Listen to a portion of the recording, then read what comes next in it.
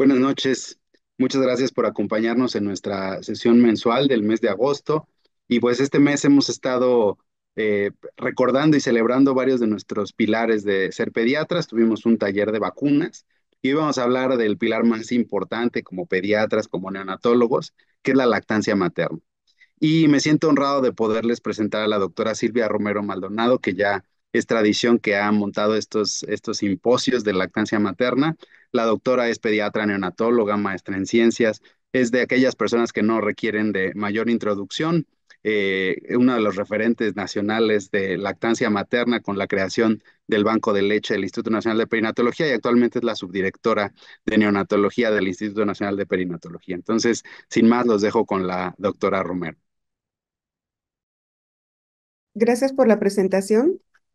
Agradezco al doctor Daniel Ibarra y a la Asociación de Médicos Neonatólogos de la Ciudad y Valle de México para permitirme coordinar este simposium en honor a la Semana Mundial de la Lactancia Materna. Sé que estamos a finales de agosto, pero prácticamente en todos los hospitales se festeja todo el año la lactancia materna. Sabemos pues que la lactancia materna es la piedra angular de la nutrición de todo recién nacido. Por consiguiente, a nivel mundial, pues se festeja esta semana.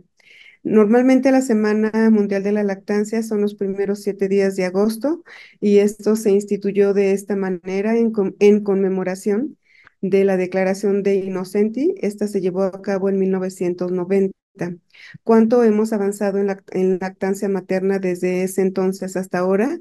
Bueno, a nivel mundial se ha incrementado más o menos 10 puntos. México solamente incrementamos 5 puntos, pero creo que esto es algo muy positivo, que paso a paso cada día vamos retomando más la lactancia materna, la cual es una alimentación segura para todo recién nacido. Y para esto, la Asociación de Médicos Neonatólogos pues ha preparado un simposio con 3 temas que son básicos para lograr el éxito en la lactancia materna en estas madres. Mencionaré cuáles serían estos temas. Uno es el contacto precoz y su repercusión en la lactancia en el neonato pretérmino. El otro sería retos de la lactancia materna exclusiva en la primera semana de vida, ya que consideramos pues que si iniciamos primero con ese agarre al momento del nacimiento, con ese contacto precoz, el cual va a mejorar de manera emocional, va a aumentar la producción de leche, va a tener un mayor, va a llevarse a cabo lo que es la impronta del recién nacido con su madre y posteriormente continuar con lo que son todos estos retos que se presentan en esta primera semana, apoyando a la madre para que lleve a cabo un agarre correcto. Consideramos que es de suma importancia estos 2 temas, pero con el tercero, porque cuando hay alguna mamá que no pudiera llevar a cabo la lactancia materna, entonces podemos echar mano de un sucedáneo. No es que estén prohibidos, lo que debemos de recordar es que deben de estar perfectamente bien justificados en la nota del recién nacido de todo paciente para poder utilizar de una manera correcta este código, o sea, el código de sucedáneos. Lo debemos de conocer todos, ya que no solamente es conocer cuáles son los sucedáneos que existen, sino implica todo el contexto de no utilizar biberones y no utilizar chupones. Y en México también hemos tenido un avance porque cada día, de acuerdo a las últimas cifras, se ha ido disminuyendo la cantidad de utilización de biberones y de chupones en las salas de las terapias neonatales. Y para este tema, digo, vamos a presentar como tercera opción el código de sucedáneos. Pero el primero va a estar a cargo el tema contacto precoz y su repercusión en la lactancia en el neonato pretérmino. Va a estar a cargo de nuestra querida y estimada doctora Marta Lucía Granados Cepeda.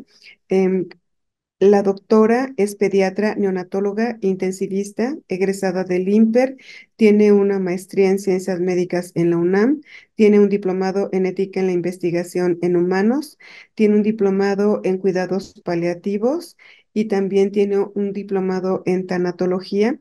Actualmente, la doctora Marta Lucía Granados es directora médica del Instituto Nacional de Perinatología, es adscrita a la Ciudad de Cuidados Inmediatos al Recién Nacido del Instituto Nacional de Perinatología. También es expresidenta de la Asociación de Médicos Neonatólogos de la Ciudad y Valle de México.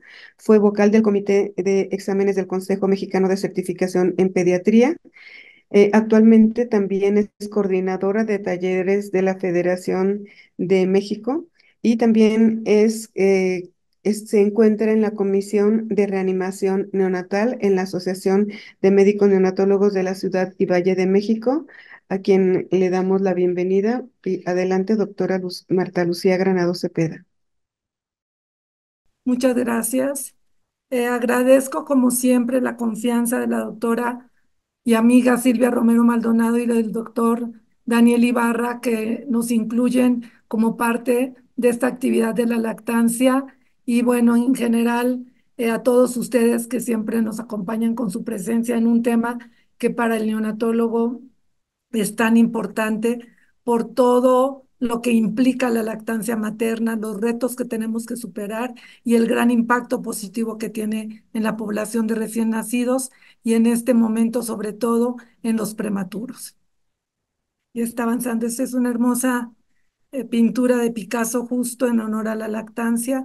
Y como todos nos sabemos, además de todo el balance que hay nutricional con la lactancia materna, el vínculo entre la madre e hijo es muy importante. Tiene un componente afectivo y nutricional. Y las 2 primeras horas después del nacimiento es el periodo de sensibilidad, que es el mejor momento para el inicio del seno materno, no importa la edad gestacional. En este periodo hay una dualidad porque tanto la mamá como el recién nacido se reconocen nuevamente con el olor, con la voz, con el olor tanto del calostro como la mamá el olor del hijo, y esto hace que sea un tiempo único para ambos y que haya sensaciones nuevas que los hacen sentir seguros. Durante este periodo de sensibilidad, el neonato va a coordinar todos los órganos de los sentidos, hasta el tacto, que es el momento en que él pone suavemente la mano en el pecho de la mamá. El contacto precoz ha tenido justamente una continuación exitosa de la lactancia, no nada más en el de término, sino también en el prematuro, y es al que más debemos fomentarle nosotros actualmente, la lactancia materna. Este procedimiento es simple, no cuesta nada y está avalado por todos los organismos internacionales que son en beneficio de la niñez. Y en los 10 pasos para la lactancia exitosa de la Organización Mundial de la Salud y de la UNICEF, el punto número 4 justamente es el contacto que hacemos después del nacimiento, que no nada más es que nosotros le digamos a la mamá que es importante que lo haga, sino que le ayudemos, la apoyemos para que lo realice. Si la situación lo permite, ese contacto también es para que se alimente, pero algunas ocasiones no se puede amamantar, como pueden ser circunstancias de defectos estructurales, de infecciones, y como nos ocupa hoy es con la prematurez. El que no puedan lactar no quiere decir que no pueda hacerse el contacto, y podemos ver aquí en prematuros toracópagos, uno menor de 1 kilo que no requirió oxígeno, un niño con CPAP, pueden hacer el contacto, y ahorita más adelante vamos a ver el beneficio, la importancia que tiene. Este contacto es piel con piel, poniendo al neonato sobre el pecho de la mamá. No se especifica si puede ser de cúbito prono, de cúbito supino, es que tenga contacto con la mamá. El niño está cubierto con un gorro y con una sábana, se cubre el cuerpo después de haberlo puesto en contacto directo con la mamá. Ha variado mucho lo que es la parte de los momentos de la definición del contacto precoz. El que era el nacimiento durante el primer momento ya es obsoleto, porque aquí ya interviene que aquí en este momento del primer minuto se hace el pinzamiento tardío del cordón, entonces inmediato es a partir de los 10 minutos. Y en realidad el que se hace generalmente con los prematuros es el precoz, que es las primeras 30 minutos de vida, y bueno, el temprano es de los 10 minutos a las primeras 24 horas, que es realmente como se define el contacto. el primer día de vida. Posteriormente ya es la técnica de mamá canguro. La evidencia apoya todos los beneficios, pero una de las cosas que se ha demostrado más es que disminuyen los niveles de estrés, tanto de la mamá como del neonato, al tener un cambio tan abrupto de la vida intra a la extrauterina. Y algo que es muy importante es que también hace que haya una regulación de todas las balances fisiológicas que tiene el neonato, y más en el prematuro, que es el que puede hacer hipoglucemia y que es al que le hacemos el control metabólico. Sabemos que al tener el contacto y lactarse en ese momento, disminuye los niveles de neuroesteroides. Esto hace que haya menor consumo de glucosa y mayor estabilización. Y nosotros lo hemos observado al neonato prematuro, que le hacemos el control metabólico, aunque haya succionado poco, el dextrostix completamente es normal, contrario a los prematuros que le damos a capacidad gástrica fórmula y puede ser mucho más bajo. Entonces, tiene demasiados beneficios. Las 9 etapas innatas de Anne-Marie Bissum que conocemos nosotros, donde se incluyen los 5 sentidos que habíamos dicho, en el prematuro pueden ser diferentes o más lentas. Eso no quiere decir que no los vayamos a apoyar. Tal vez ellos tienen tu llanto inicial, después están hipoactivos, empiezan a despertarse. La actividad de miembros inferiores en ellos tal vez no sea tan grande porque su misma inmadurez se lo impide.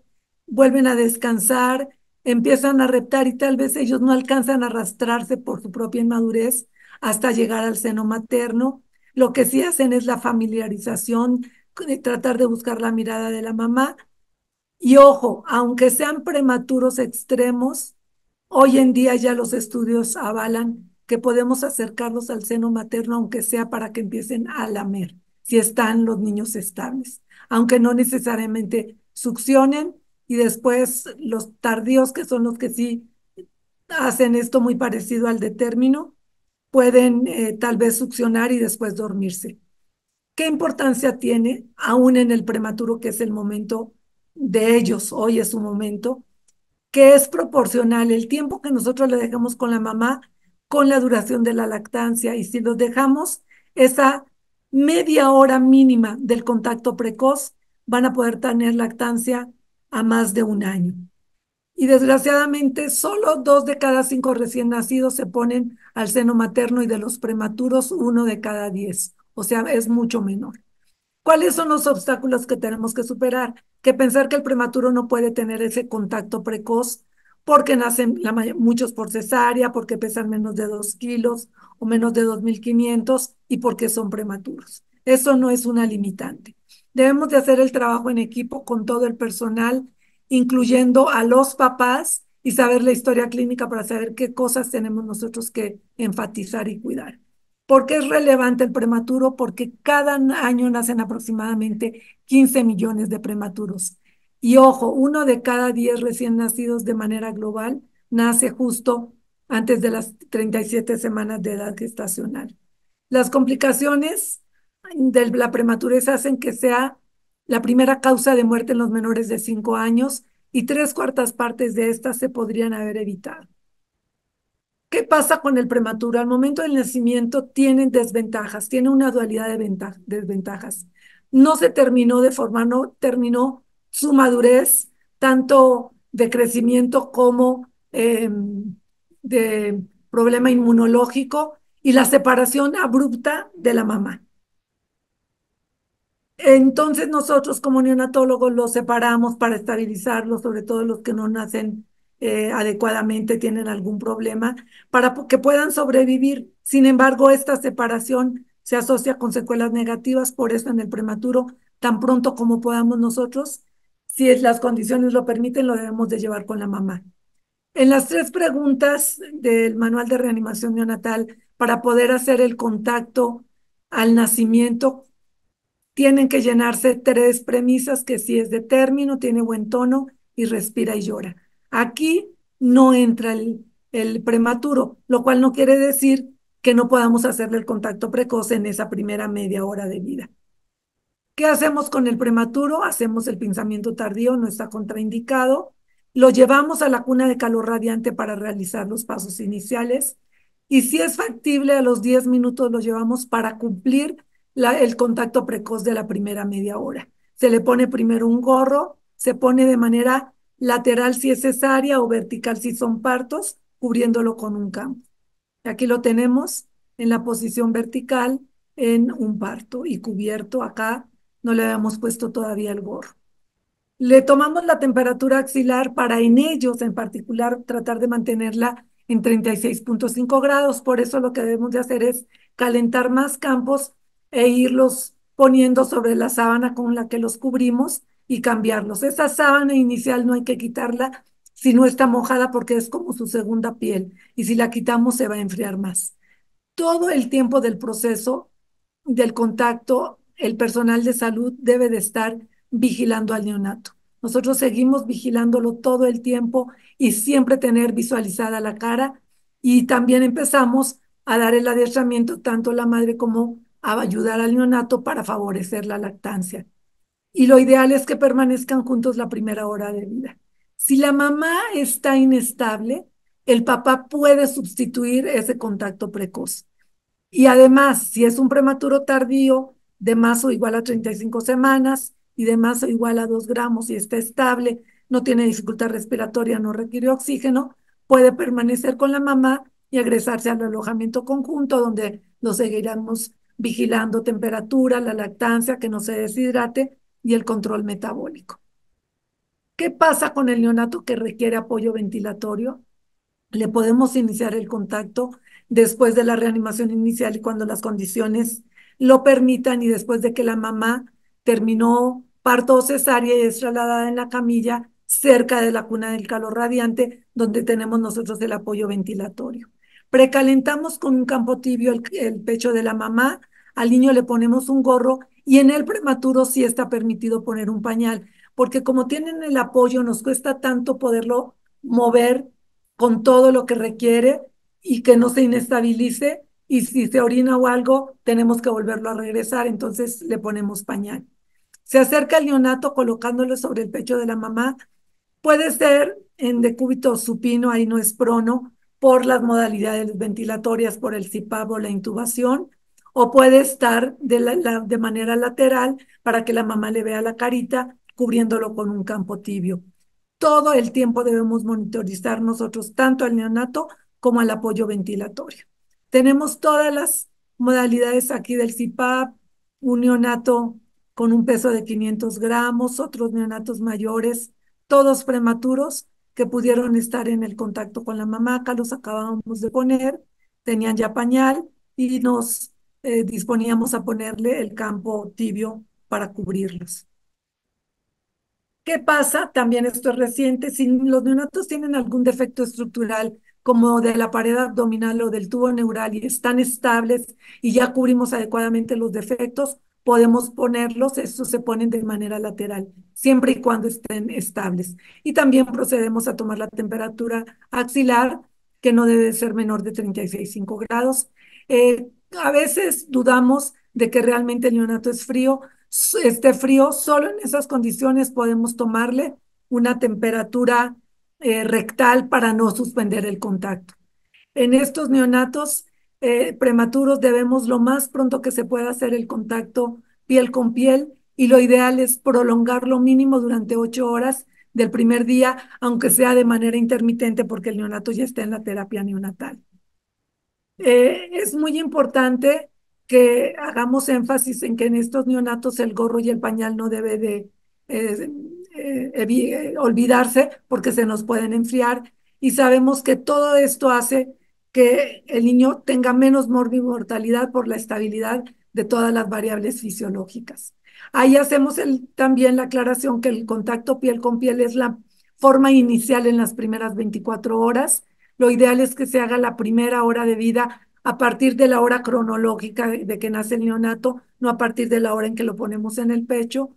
Y ya después de esas primeras 24 horas, la continuación del contacto piel con piel es mamá canguro, que ayuda también a toda la estabilidad del neonato y a su crecimiento, a que haya hormonas que ayudan al anabolismo y crezca más rápido. además de todas las inmunoglobulinas que le pasa a la mamá al estar en el mismo entorno y que previene infecciones nosocomiales también. Entonces, lo ideal es que en el prematuro nosotros tengamos el contacto, aunque estén en las terapias, en las primeras 6 horas de 30 a 120 minutos y tratar de que completemos mínimo 8 horas en el primer día de vida. En los lugares donde no hay cunas de calor radiante de bajos recursos, el tener el contacto en los prematuros hace que no se enfrían y que tengan buena calidad de temperatura y puedan sobrevivir. Entonces, esto hace que haya mayores beneficios de lo que nos imaginamos. También, eh, cuando tengamos cesáreas, podemos esperar el tiempo, pero tratar de que en la primera media hora pueda pasar con nosotros y siempre que tengamos a un neonato con soporte ventilatorio prematuro, un médico adscrito tiene que estar vigilando el proceso. Acá tenemos 2 neonatos intubados, uno con hidropesía fetal, otro que tenía un defecto abdominal y aún con esto, acá está cubierto, eh, pudimos ponerlo en contacto. ¿Qué pasa en los embarazos múltiples? Se ha visto que son los que menos se hacen el contacto y los que menos tienen éxito en la lactancia, pues no importa. Aunque sean pretérmino, los tratamos de colocar para que tengan una lactancia exitosa. En esta población se ha visto que la lactancia exitosa dura, si acaso, 2 meses en el prematuro múltiple. Entonces, desde el inicio podemos ponerlo en contacto, aunque sean pretérminos tardíos, y prolongar esa hora aunque ya se haya terminado la operación cesárea. ¿Qué es importante para que no nos falle esta técnica, sobre todo en los niños ventilados? Debemos de hacer cursos de entrenamiento con simulación, esto es muy importante, con todo el personal de salud enfocados en el momento del traslado de la cuna de calor radiante al pecho de la mamá que está en la camilla muy cercana para poderlo poner en el pecho sin accidentes. Ayuda al control térmico. A veces el prematuro está primero frío y después no nos damos cuenta y se va sobrecalentando. En el pecho materno no sucede eso y evitamos así todo el daño que hay por hipertermia, tanto neurológico como digestivo y pulmonar, y también menos infecciones nosocomiales y prolongación de la ventilación mecánica. Y la preocupación por la hipotermia no pasa porque la mamá le está pasando todo el calor. Nosotros no hemos tenido que suspender ni un solo contacto porque se nos haya enfriado el neonato, porque garantizamos en el contacto con la mamá esto, y en el prematuro tardío, en el invierno inventamos este nido invertido que ponemos en la espalda del neonato para que no se enfríe. Al principio tuvimos que mejorar la técnica porque la mamá no lo podía ver, entonces lo que hicimos fue irlo moviendo y es un nido invertido media luna, quitando esta mitad para que la mamá pueda ver al neonato, porque esos son de los estímulos importantes para la mamá. Toda la estabilización cardiorrespiratoria en el prematuro, en el puntaje de script que hacen en las terapias, nos damos cuenta que el niño que está en contacto mejora la frecuencia respiratoria, la cardíaca y la saturación, porque también el contacto hace que disminuye la actividad eléctrica del diafragma y entonces hay más estabilidad. Lo que debemos siempre es estar monitorizando al neonato y las variables que tenemos que ver de la pieza entera en este caso del niño que estaba intubado. El neurodesarrollo ya corroborado todo lo que ayuda para el desarrollo cerebral a largo plazo, a los 10 años de estudios donde disminuye la ansiedad materna y hace que haya mayor resiliencia al estrés del niño. La lactancia al seno materno y producción láctea hace que haya esa interacción y si lo hacemos de manera precoz, aumenta la lactancia 2 a 3 meses después del nacimiento. ¿Qué es lo que se ha visto ahorita? ¿Qué es lo más importante? Que justamente el que la mamá esté con el neonato, no nada más los beneficios para el prematuro, sino la mamá al estar con el neonato, el estímulo visual, auditivo y olfatorio hace que mejore esta parte de la lactancia, que es la lactogénesis tardía 2, que es la segunda etapa después del nacimiento, porque hay mecanismos neurofisiológicos, endocrinos y metabólicos que pueden estar involucrados tanto como los ginecobstétricos y el aspecto endocrinológico de todas las hormonas como prolactina, insulina y cortisol y las hormonas tiroideas en esta etapa de la lactogénesis tardía 2. Hay unos factores pueden trazarla, que son obstétricos, como problemas de hemorragias, los hijos de mamás diabéticas, las cesáreas, obesidad materna y el estrés del recién nacido. Estos estímulos neurosensoriales que ya se han hecho de manera artificial para comprobar que el tener al neonato a la mamá realmente le hace un apoyo directo para la producción láctea, es porque hay producción de la leche materna influenciada por los estímulos neurosensoriales en la amígdala central y en el núcleo accumbens, que es donde tenemos las respuestas a las emociones. Entonces, estos estímulos multisensoriales, audiovisuales y olfatorios son los que hacen que ella tenga una mayor producción en esta etapa tardía 2 de la lactogénesis. Y se ha visto qué volumen de leche se ha producido. Vemos en el grupo control es más baja, en el que tuvo nada más de estimulación auditiva y visual, y en el que tuvo las tres, auditiva, visual y olfatoria, hasta poder generar en los primeros días hasta medio litro de leche y tener mucho más producción al cuarto día. Entonces, estos factores hacen que los mamás de los prematuros puedan tener mayor lactancia cuando ellas más se hacen la expresión del calostro y podemos empezar nosotros la calostroterapia cuando iniciamos la lactancia en las primeras 6 horas de vida y los estímulos auditivos y visuales en las primeras 48 horas. Al cuarto día aumentan el volumen de la producción de leche. Eso ya está comprobado. Entonces, vean la diferencia que hace el contacto precoz para el binomio. Los marcadores de estrés que se han hecho en hisopados de saliva también han visto que la hormona del estrés, el cortisol, disminuye después del contacto precoz y la oxitocina, que es la hormona del enamoramiento, incrementa. ¿Qué es importante? No nada más saber que con el contacto va a haber lactancia, si nosotros vigilar la escala de comportamiento de la lactancia, porque es nuestro compromiso que al darle al prematuro no haya una falla, no haya un fracaso en la lactancia. Entonces hay una escala del comportamiento de la lactancia que nosotros le debemos de enseñar a la mamá para que ella sepa que todo eso es lo que tiene que cumplir el neonato para saber que la lactancia es efectiva y lograr las metas. Entonces tenemos la escala con sus 6 herramientas que van a hacer que la mamá tenga más conciencia del reflejo de búsqueda, del agarre, de la permanencia del agarre, qué tan efectiva es la succión por el movimiento las mejillas, las ráfagas de succión que deben de ser más de 12 y la deglución coordinada que vemos con el movimiento de la mandíbula. Pero eso se lo tenemos que enseñar a la mamá para que haga ejercicios, para que tenga paciencia. Porque, ¿qué pasa? Una mamá se prepara para tener un recién nacido de término y que todo esté completamente en orden. Sus expectativas cambian, se frustra y la lactancia es un reto que tal vez ella no entienda que es demasiado importante por la preocupación de tener un neonato prematuro. Entonces, tenemos nosotros que enseñarle esto para que no haya el problema de que nos regresan a los hospitales niños deshidratados, con bajo peso, con hipoglucemia, con hiperbilirrubinemia por una falla en la lactancia.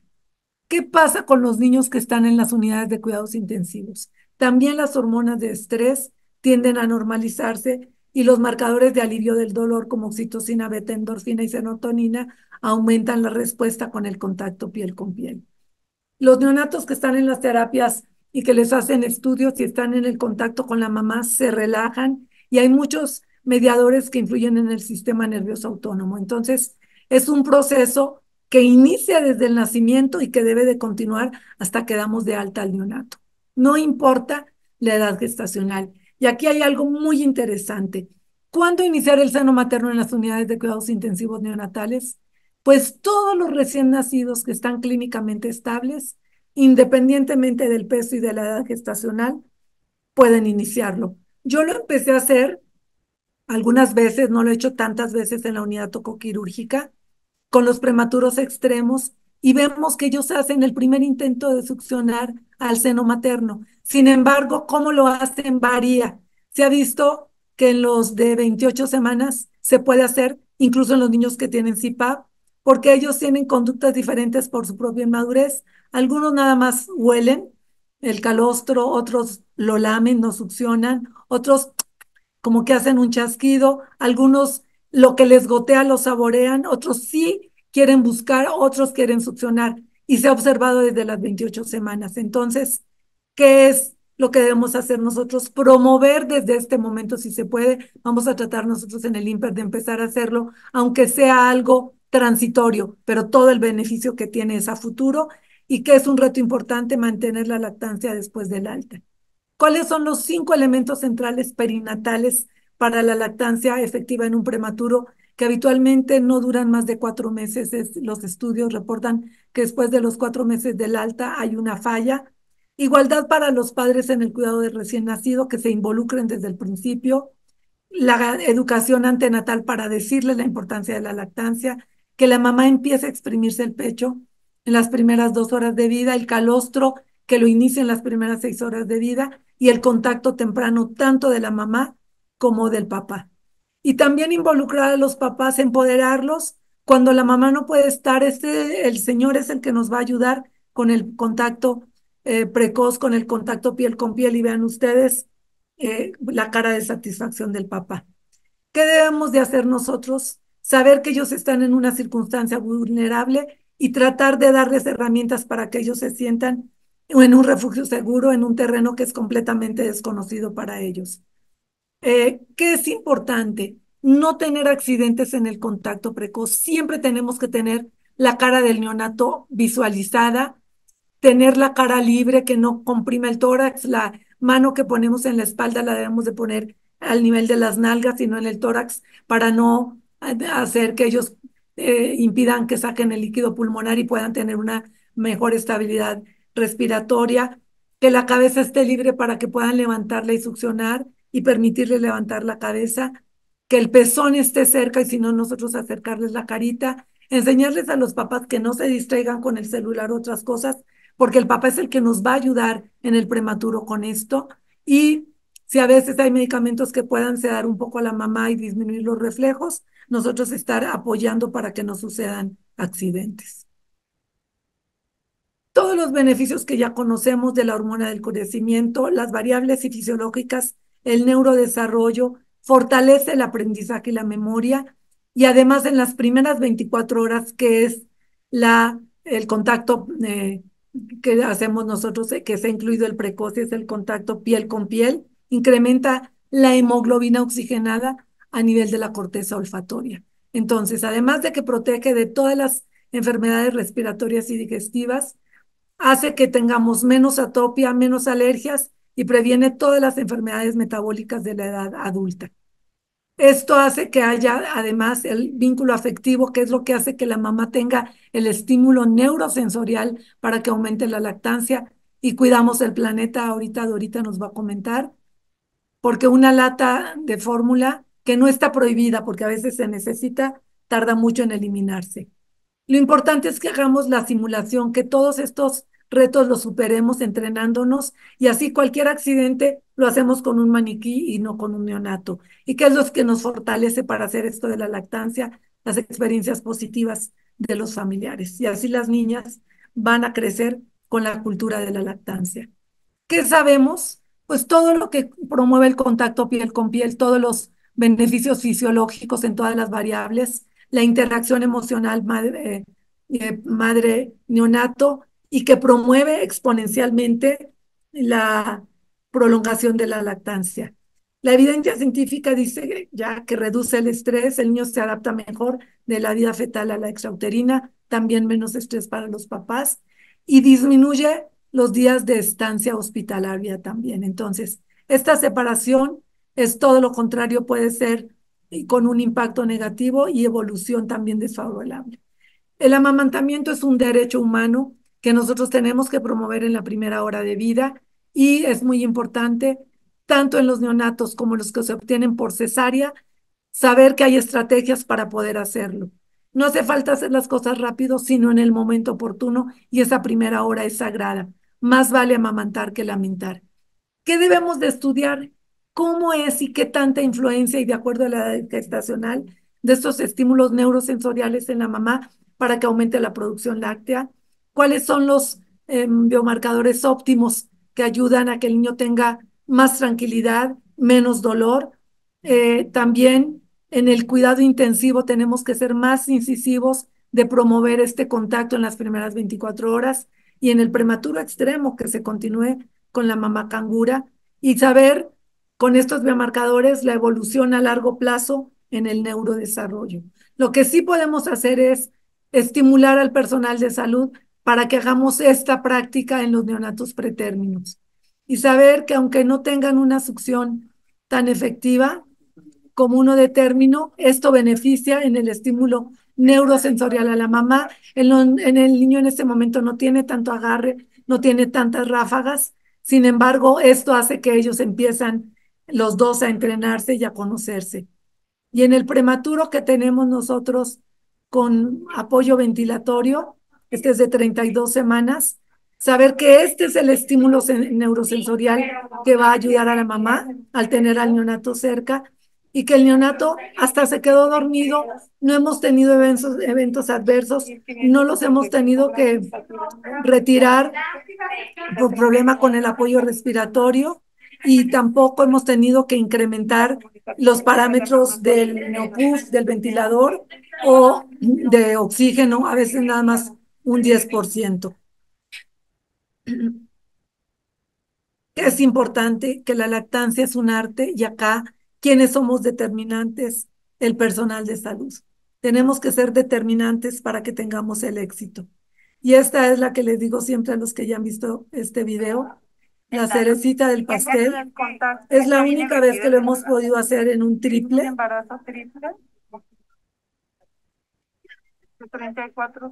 Ahí nosotros cumplimos los dos retos, que fuera múltiple y que fueran prematuros.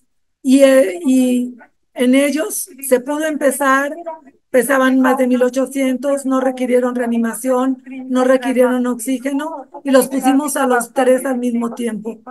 Uno estaba en el pecho derecho, otro en el izquierdo, el otro en la mitad, para no separar a ninguno. Y los rotábamos en el sentido de las manecillas del reloj para que todos succionaran y todos descansaran. Y es un logro que hicimos con mi amigo el doctor Barrera. Realmente es difícil en un triple, pero ahí el mensaje fue, cuando se pueda, no hay que tener nosotros obstáculos. Y esto es importante por todo lo que les he dicho, todas las ventajas para el binomio y sobre todo para un recién nacido pretérmino. Muchas cosas pueden esperar, los niños no. Hoy sus huesos y sangre se están formando, sus sentidos se están desarrollando. A ellos no les podemos decir mañana. Su nombre es hoy y el hoy es promover la lactancia materna con el contacto precoz en el recién nacido pretérmino. Lo dicho por Gabriela Mistral. Muchas gracias. Para continuar con nuestra sesión, pues tenemos a la doctora Ivonne Jazmín Álvarez Peña. La doctora Ivonne eh, es pediatra neonatóloga, hizo la licenciatura de médico cirujano en la UNAM, pediatría en el Hospital Infantil de México, neonatología, es egresada del IMPER. Además, la doctora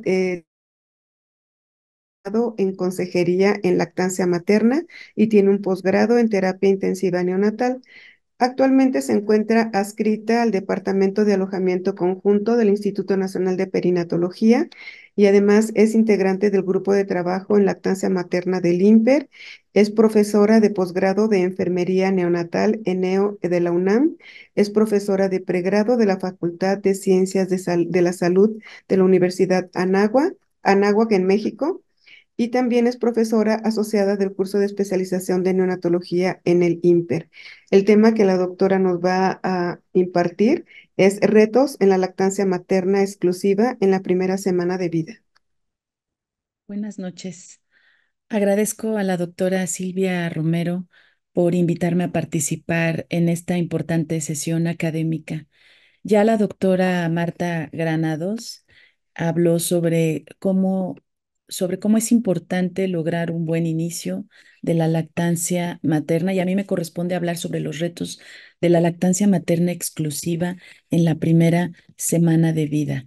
Y así como lo estableció la Semana Mundial de Lactancia, el lema y esta sesión, Cerrando la Brecha, debemos considerar que debemos cerrar brechas en neonatos en diferentes escenarios, tanto en neonatos hospitalizados en las terapias intermedias, en la terapia intensiva, así como en alojamiento conjunto. Hay que identificar todos los días todas estas barreras, todos estos obstáculos a los que ellos se enfrentan para ayudarles a alcanzar, a tener acceso al mejor alimento que es la leche humana. Debajo de cada fotografía ustedes pueden ver las intervenciones que son necesarias en cada uno de estos escenarios y ustedes pueden ver que son iguales. Simplemente lo que cambia es el orden de la intervención, de acuerdo a sus necesidades. En los neonatos hospitalizados graves, lo primero para establecer y mantener la lactancia será ayudarle a las madres a que logren las extracciones frecuentes. Debemos ayudarles a ser disciplinadas, a ser muy constantes en las extracciones para lograr la bajada de leche. Pero en ambos casos, la lactancia exclusiva en la primera semana es perfectamente posible. Ahora, hablemos primero sobre por qué es importante fortalecer la lactancia exclusiva en la primera semana de vida. En primer lugar, existen múltiples publicaciones sobre cómo el suplementar en la primera semana aumenta el riesgo de sobrealimentación y aumenta el riesgo de sobrepeso a los 2 años. Así que todos los que estamos en contacto, médicos, pediatras, neonatólogos, estamos en contacto con neonatos en la primera semana, no debemos perder de vista que la pérdida de peso en la primera semana no es una razón para suspender la lactancia materna exclusiva y que al contrario, la pérdida de peso aislada jamás va a ser una indicación para suplementar.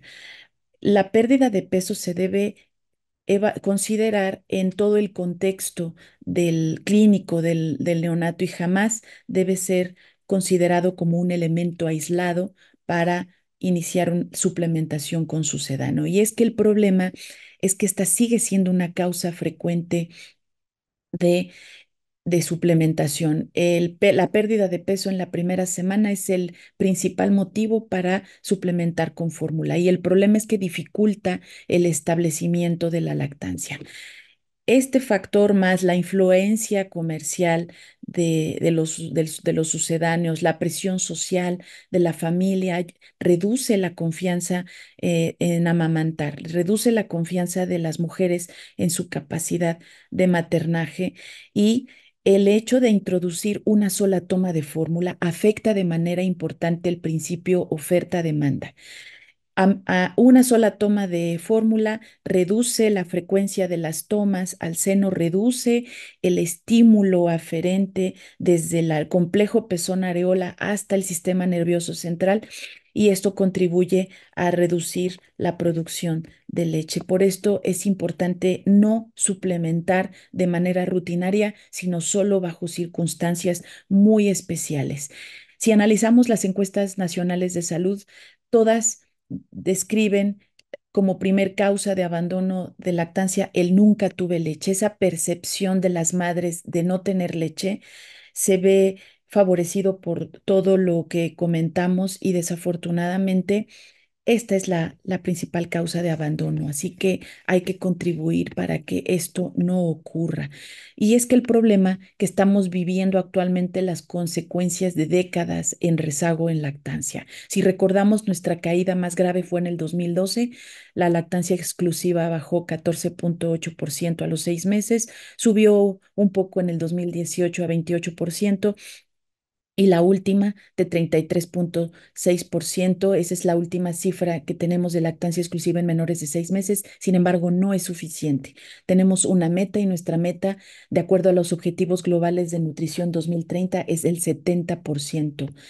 Les digo que estamos viviendo las consecuencias de no amamantar porque solo basta ver las publicaciones del INEGI y vemos cómo los índices de sobrepeso, obesidad, cáncer, diabetes, alergia, síndrome metabólico siguen aumentando. Incluso la mortalidad neonatal e infantil no se ha modificado de manera importante. Nuestra crisis en salud es grave y debemos hacer algo para continuar con esta crisis de salud porque a lo largo de 33 años las tasas de obesidad y de sobrepeso se han incrementado en niños, en adolescentes y en adultos y siguen siendo tristemente las principales causas de muerte y discapacidad.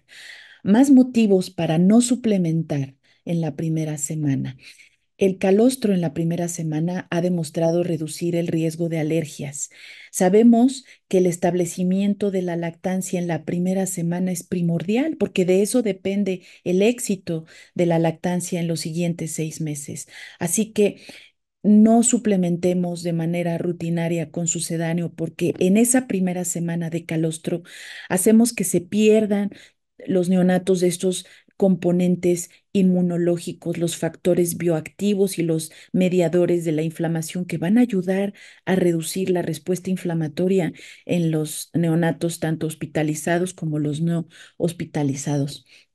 Hay un fenómeno de impronta temprana que está bien descrito en la primera semana y es que aquellos neonatos que reciben leche humana exclusiva la primera semana son colonizados por bifidobacterias.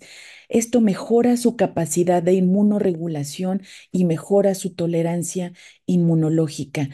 En ellos, la expresión de los marcadores proinflamatorios está reducida y podemos ver en la imagen de la izquierda un neonato alimentado en la primera semana con leche exclusiva con calostro y tenemos que este elemento reduce el riesgo de inflamación.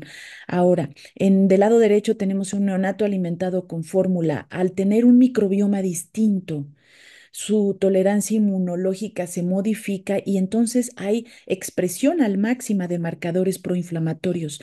Por lo tanto, estos fenómenos de inflamación a los que están expuestos nuestros recién nacidos se perpetúan.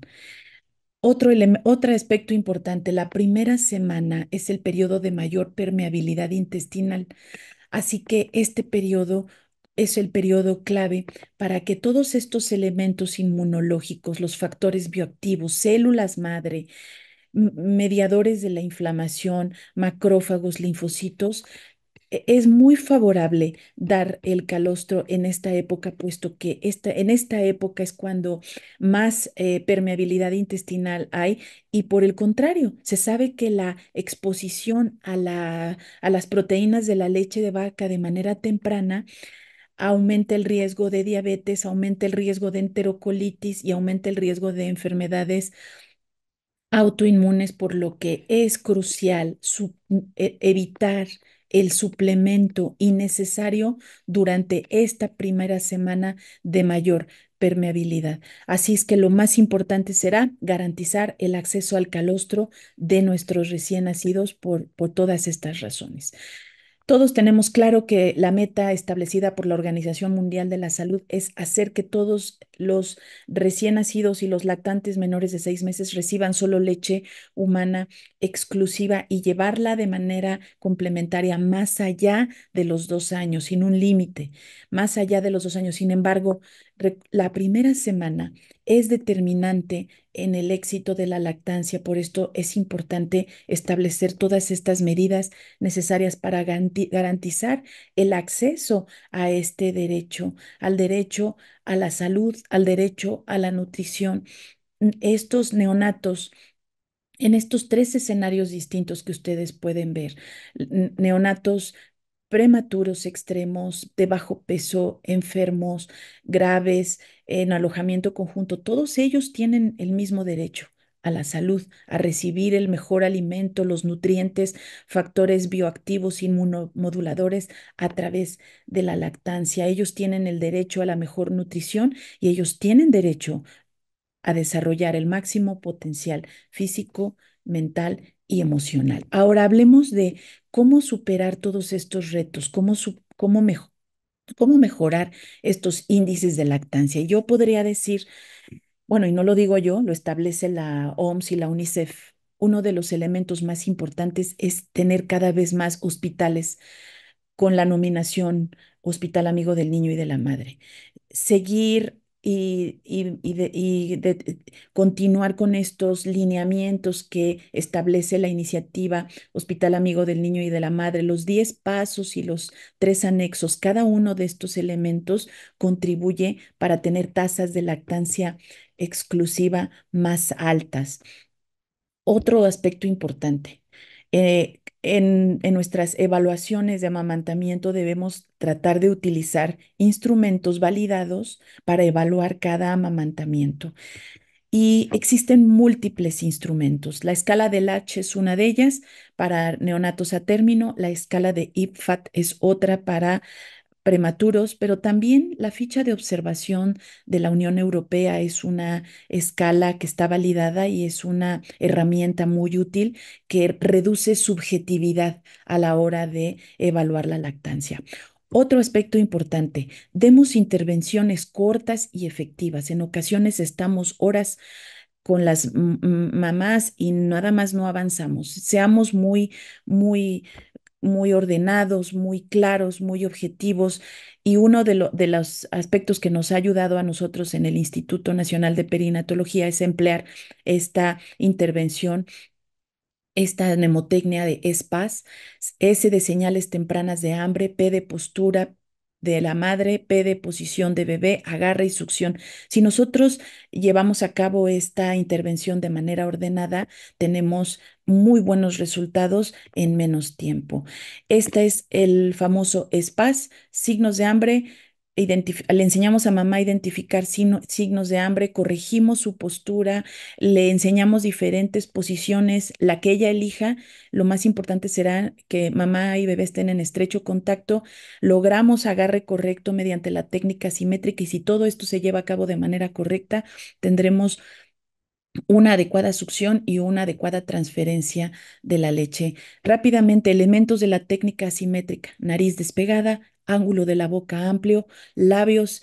Los labios cubren más areola en la parte inferior que en la superior, barbilla pegada al pecho y la cabeza inclinada hacia atrás. Son elementos de la técnica simétrica que nos van a ayudar a reducir complicaciones de la lactancia. ¿Cuáles son estas complicaciones, estas consecuencias de no lograr un buen agarre? El dolor, las grietas, que lo vemos todos los días, el sangrado, la congestión mamaria, hiperbilirrubinemia y tristemente la deshidratación. Así que enfocarnos cada uno de nosotros en asegurar una técnica correcta de lactancia va a reducir de manera importante el riesgo de complicaciones y debemos asegurar que en cada una de estas tomas al seno se garantice el adecuado vaciamiento del pecho.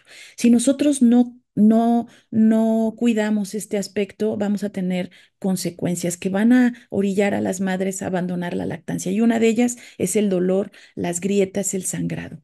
En cuanto identificamos una grieta aún pequeña, lo más importante, la intervención más importante es corregir el agarre. Tenemos técnica correcta y ya vimos que no hay otra causa. Bueno, entonces tendremos que ir a buscar intencionadamente malformaciones anatómicas. Específicamente hay que descartar frenillo corto, descartar anquiloglosia y corregirlo. Haciendo una frenotomía, en general se corrige esta complicación. Brevemente, revisando la evidencia, sabemos que no existen pruebas suficientes que mejoren de manera significativa el dolor. Los apósitos de glicerina, los protectores mamarios con lanolina, la propia lanolina sola y la pomada multiusos para pezones no han demostrado reducir significativamente el dolor y lo deja claramente esta publicación de Cochrane. Existen en esta publicación 4 ensayos que sugieren incluso no aplicar nada o simplemente leche materna extraída y que esto puede ser igual o más beneficioso para mejorar el dolor comparado con la aplicación de la anolina. Otra complicación frecuente que es una causa importante de abandono de lactancia, la congestión mamaria. En la congestión mamaria, lo más importante es que al identificar ingurgitación mamaria hay que tratar de corregirla y promover el vaciamiento. Una vez que llegamos a la congestión, se resuelve con compresas frías, presión inversa suavizante, extracción manual frecuente, muy importante no aplicar calor. Si nosotros intervenimos oportunamente, no llegaremos a la mastitis y mucho menos llegaremos a los abscesos mamarios. Muy importante considerar factores de riesgo de rehospitalización porque hay que reducir el riesgo de abandono de lactancia y no sería necesario las rehospitalizaciones por deshidratación en mamás primigestas, en mamás con enfermedades crónicas, complicaciones obstétricas, mamás con patología psiquiátrica, mujeres sin control prenatal y falta de apoyo social. Si nosotros cuidamos estos elementos, tendremos una, un plan de egreso adecuado a las necesidades de cada binomio y estaremos en posición de evitar estas complicaciones y por lo tanto el abandono de lactancia. Para lograr esto, identifiquemos factores de riesgo que retrasan la lactogénesis 2. Mamás diabéticas, mamás con obesidad, sobrepeso, hipotiroidismo, retención de restos placentarios, mujeres con acretismo placentario y hemorragias posparto. Identificar estos elementos junto con la hipoplasia de glándulas mamarias nos va a ayudar a identificar aquellos neonatos que sí requieren ser suplementados con sucedáneo previo al egreso. ¿Cómo identificar rápidamente hipoplasia de glándulas mamarias? Los senos son muy separados, hay asimetría, un seno es más grande que otro. Del lado izquierdo pueden ver que incluso en algunos la forma del pecho es tubular, hay areolas grandes y a la hora de interrogar a las mamás no hay cambios, no identifican cambios en el embarazo, en el pecho. Así que lo primero que debemos hacer es explicarle a las mamás que esta condición no impide amamantar, que aún en estos casos de hipoplasia se logra cierto porcentaje de lactancia, muy variable de acuerdo al grado, y que estos neonatos deben ser egresados, los hijos de estas madres deben ser egresados con recetas por sucedáneo, con capacitación de cómo prepararlo, de cómo otorgarlo y por supuesto con una cita al grupo de apoyo para suspenderlo o reducirlo lo más pronto posible. Evitar deshidratación. La lactancia a demanda, guiada por señales de hambre, será uno de los aspectos básicos a resaltar a la hora del egreso. Que las madres logren tomas al seno materno sin restricción, pero sí marcarles un mínimo, por lo menos 10 a 12 tomas, siempre guiadas con las señales de hambre y nunca con horarios. Verificar en los pañales, nosotros les especificamos a las mamás, les sugerimos utilizar una bitácora donde ellas lleven el control del número de pañales en 24 horas y enseñarles a identificar esos datos de alarma para que pidan ayuda oportunamente. Cada neonato antes del egreso debe de ir con un plan de alimentación y debemos enseñarle tanto a las madres como a las familias, involucrar a las familias en este aspecto es importante, a identificar todos estos datos de alarma que les van a permitir pedir ayuda a tiempo. Lograr el vaciamiento será fundamental en cada uno de ellos y enseñarles estos elementos básicos.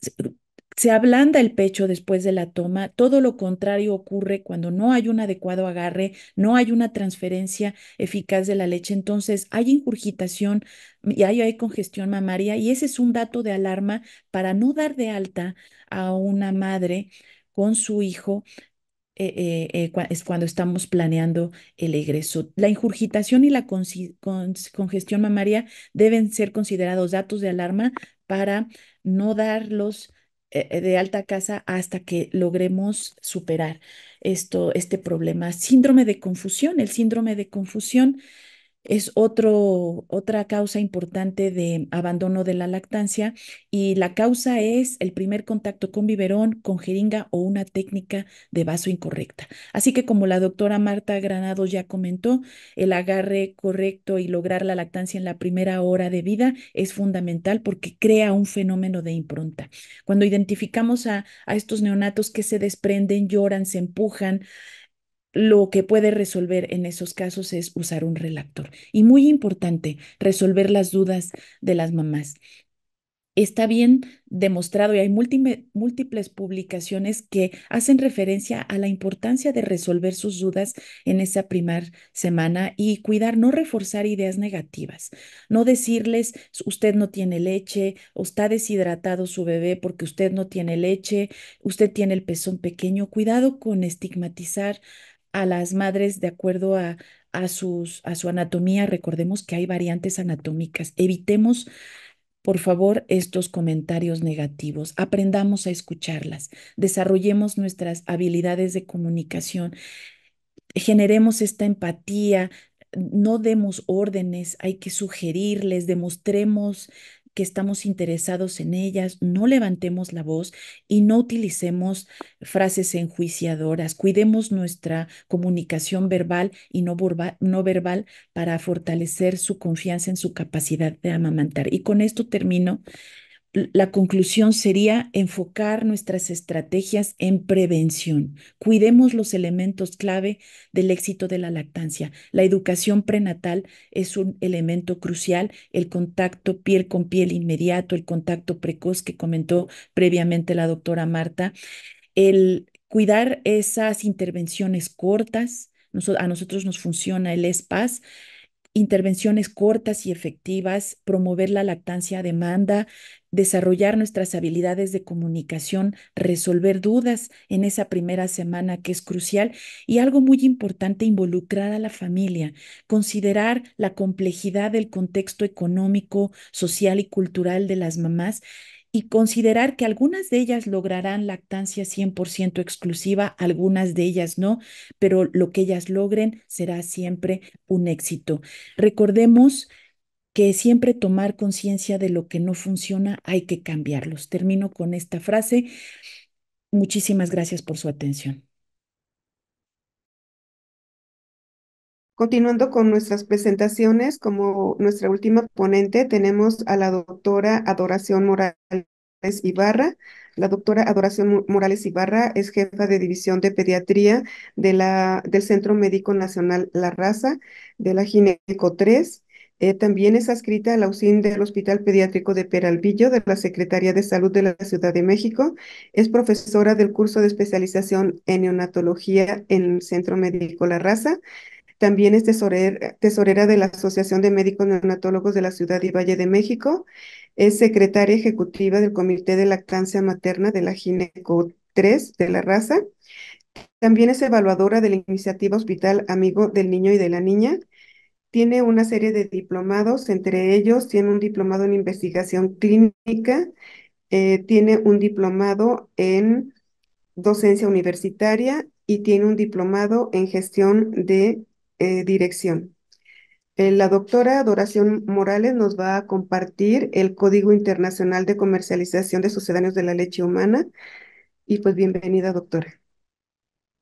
Muy buenas noches. En esta ocasión tenemos la revisión de este tema, el Código Internacional de Comercialización de Sucedáneos de Leche Materna. Agradezco mucho la invitación a la Asociación de Médicos Neonatólogos de la Ciudad y Valle de México, a la doctora Silvia Romero, muy encantada como siempre para otorgar parte de estas pláticas para la comunidad médica.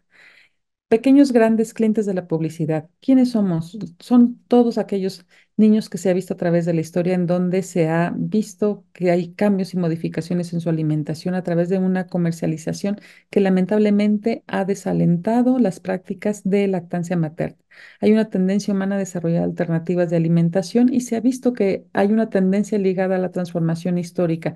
Todos estos cambios se ha visto a través de estas imágenes que nos muestra cómo ha cambiado el empleo de sucedáneos de leche. Obviamente el patrocinio y parte de los elementos para el empleo de biberones, y es importante de estas imágenes tenerlas en cuenta porque son los principios por los cuales in- eh, nace el Código Internacional de Sucedáneos. Muy importante dentro de una línea de tiempo en la historia de alimentación infantil, vemos que en 1870 nace la empresa Nestlé a través de las ventas de harina lacteada dirigida hacia los niños convalecientes y ancianos. En 1888 a 1900 hay un gran desarrollo de biberones. En 1915, en Estados Unidos, la Asociación Americana de Pediatría avala el experimento infantil con fórmulas infantiles. Y vean ustedes que aparecen muchos escritos acerca de las malas nutriciones en 1939 y en 1960. A partir de 1900 a 1981 que nace el código, hay muchas estrategias donde se incrementa la comercialización de los sucedáneos de leche humana. Y por lo tanto, vean ustedes cómo estaban aquí las nodrizas en su participación de 1600 a 1939. Para 1981 nace este código para controlar todos estos excesos que hubo de ventas en cuanto a la comercialización de sucedáneos. Muchos años esenciales acerca de cómo van haciendo el código. Tenemos un año muy importante porque hay un descenso general en 1974 de la lactancia natural y promoción de sus años manufacturados de leche materna. Así a través de los años, hacia varias reuniones legislativas y reuniones multidisciplinarias donde se debaten temas acerca del el apoyo del fomento a la lactancia materna. Obviamente se está viendo la problemática de desnutrición, se ve un incremento en la promoción y apoyo de prácticas inapropiadas de alimentación complementaria y se genera el fortalecimiento en la educación. Hasta que en 1980 hay una necesidad de establecer el Código Internacional de Comercialización de Preparaciones de Lactantes. Todas estas imágenes a través de la historia hacen que en 1981 haya políticas de comercialización de alimentos infantiles que rebasan los límites de venta y por eso se busca que se asegure la promoción de la leche materna libre de presiones comerciales y que se adecue el empleo de sucedáneos comerciales como la comercialización, la promoción, publicidad y relaciones públicas que hay gracias a todas estas imágenes. Imágenes que son muy importantes para las madres porque implica mayor marketing. Ven ustedes también, gracias a estos años, vemos cambios en la mortalidad. En 1951 había una tasa de mortalidad infantil de 170,8 y desciende conforme va pasando los años hasta que pasamos al 2016. Vean ustedes en esta gráfica, tenemos una línea en donde aparece ya aquí el código y tenemos cambios en todos los países de cómo desciende de manera importante su mortalidad. En cuanto a la distribución de las causas de muerte en menores de un año, tenemos que hay un cambio radical porque en 1979 había mayor mortalidad por enfermedades infecciosas y parasitarias y hoy llegan a ocupar hasta el quinto lugar. Ahora el primer lugar lo ocupan las malformaciones congénitas, en segundo lugar y en primer lugar las afecciones originadas en el periodo perinatal, todo lo que nosotros atendemos dentro de la etapa neonatal. En México, entonces, las prácticas de lactancia materna y alimentación infantil lamentablemente distan de ser óptimas. ¿Por qué? Porque el 28,6% están en los menores de 6 meses, tienen lactancia materna exclusiva. Son cifras muy bajas. En el 42,9% de menores de un año hay consumos de fórmulas infantiles. En 29% solamente hay una lactancia continua hasta los 2 años de edad. 30% no tiene diversidad alimentaria mínima hacia la edad. Nace el Código Internacional 1981 y ¿a qué se refiere? Son recomendaciones que regulan la comercialización de los sucedáneos de leche materna y de biberones y chupones. El objetivo principal es frenar la comercialización agresiva e indebida de sustitutos. Nace en la 37ª Asamblea Mundial de la Salud en 1981 y donde se busca garantizar la nutrición segura y eficiente, promover y proteger la lactancia materna para que se pueda generar mayor información adecuada, métodos adecuados de comercialización y distribución y que los sucedáneos estén disponibles, pero que no estén listos para promoverse. ¿Cuál es la importancia del código? Decisiones acertadas de alimentación que se comercialicen de forma indebida con efectos negativos en la decisión de lactar y que, pues lamentablemente, puede haber un riesgo económico, disminución en la capacidad intelectual, obviamente, de los niños y podemos tener a nivel internacional pérdidas monetarias hasta de 300 millones de dólares. Entonces es muy importante por qué hubo ese tipo de detención en estos momentos. ¿Cuáles son los sucedáneos de leche materna? Los sucedáneos son fórmulas infantiles de 0 a 6 meses, fórmulas complementarias de 6 a 12, fórmulas de crecimiento, fórmulas adicionales de 12 meses en adelante. Otros productos lácteos y bebidas que son dirigidas para los niños mayores de 24 meses, con o sin modificaciones para su uso parcial y total de la leche materna, y también biberones y chupones. 5 elementos básicos que tienen las disposiciones del código, en donde se debe de informar y educar siempre como punto principal sobre la alimentación infantil. Se habla acerca de la promoción de los sucedáneos de leche materna y de productos afines al público en general, promoción de los sucedáneos, pero los agentes de salud y establecimientos. Se habla también del etiquetado y la calidad de los sucedáneos de leche materna y la aplicación y la vigilancia del código. Muchos de los códigos que se hablan, aquí vamos a revisar los más importantes. El artículo cuarto del Código Internacional nos habla que se debe de garantizar y facilitar información objetiva y coherente. Esto está encaminado hacia información y educación hacia todo el personal de salud. Debe de generarse material informativo y educativo donde se hable de las ventajas de la leche materna, la nutrición materna, efectos negativos de la introducción del biberón y el uso correcto de fórmulas. No emplear imágenes que idealicen el uso del sucedáneo. Eso es muy importante. Artículo 5, el público, dirigido al público general y madres, en donde el fabricante y distribuidores no debe de facilitar muestras, no se debe de dar publicidad en los puntos de venta ni distribución de muestras, por como una presentación especial, cupones de descuento, ventas especiales. No se deben de distribuir a los niños y mujeres embarazadas productos, obsequios, utensilios que fomenten el empleo de los sucedáneos. Los distribuidores no deben tener ningún tipo de contacto con las mujeres embarazadas y madres lactantes. El artículo 6, dirigido hacia los sistemas de atención de salud. Las autoridades de salud no deben de tener las medidas más adecuadas para estimular y proteger el código. Ninguna instalación de un sistema de atención debe de ser empleado para que se promuevan las preparaciones y la exposición de productos, ni tampoco emplear ningún tipo de carteles. Las donaciones a los sistemas sanitarios representan siempre un conflicto de interés y se debe de hacer las compras solamente a través de los canales normales de distribución. Artículo 7, dirigido hacia los agentes de salud. Estimular y proteger la lactancia materna natural y familiarizarse con el código, información facilitada por los fabricantes y distribuidores que debe delimitarse a datos científicos. Fabricantes y distribuidores no deben de ofrecer ningún tipo de incentivo financiero o materiales a los agentes de salud, ni no debe facilitarse las muestras y preparaciones ni materiales ni utensilios. Y el etiquetado también, que es importante, deben de facilitar su información con uso adecuado. Tener una inscripción clara, precisa, visible, con lectura comprensible e idioma apropiado. La etiqueta no debe llevar ningún tipo de empleo ni imágenes donde se idealice su empleo.